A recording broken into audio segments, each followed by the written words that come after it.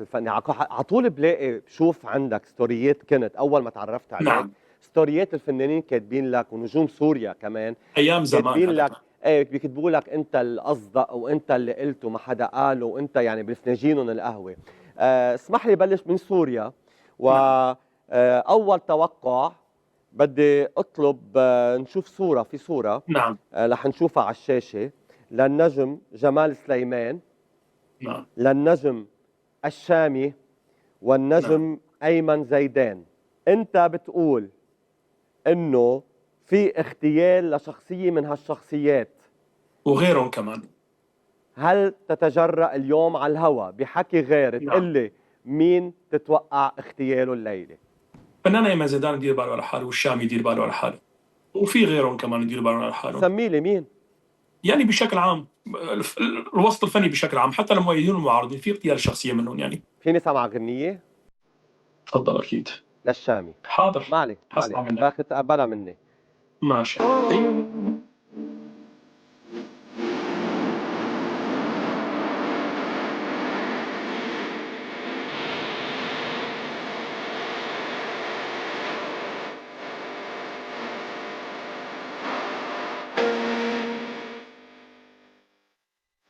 شو قصة الشامي معك يا أستاذ؟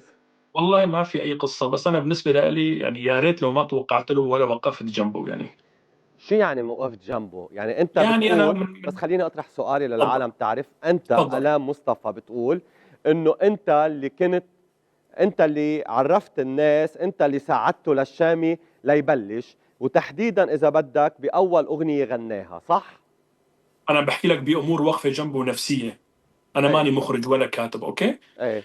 انا بحبه كثير، بتمنى انه يرجع، يعني بتمنى انه يستمر، ولكن كان يعني مكتئب 24 ساعه، مكتئب هو يتواصل معي. شو مكتئب. حيصير معي؟ يتوقع انا الاول الشخصيه الوحيده اللي توقعت له انا مهرجان الرياض الشامي ياخذ مكتئب 24 ساعة بيضلوا يقول لك هيك؟ بهذاك الوقت كان مكتئب طبعا. إيه. عندي محادثات موجوده، كل شيء موثق يعني، مش مجرد حكي يعني. تمام. أنت بشو هي ما ساعدته بصير يعني احكي للشامي؟ عنه. بشو ساعدته للشامي؟ انا توقفت جنبه كثير كثير كثير.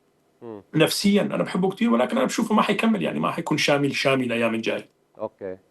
انا خايف بحبه عليه كثير، من بتمنى. اغتيال؟ اكيد اكيد اكيد، ليه بامريكا بده، يمكن حاولوا بس زمان ليه غلطه. بده يغتالوه للشامي؟ ما فهمت. تعرف شو المشكله؟ شو؟ اللي شاف واللي ما شاف مشكله كبيره. هيدي بدك حدا يفهمها.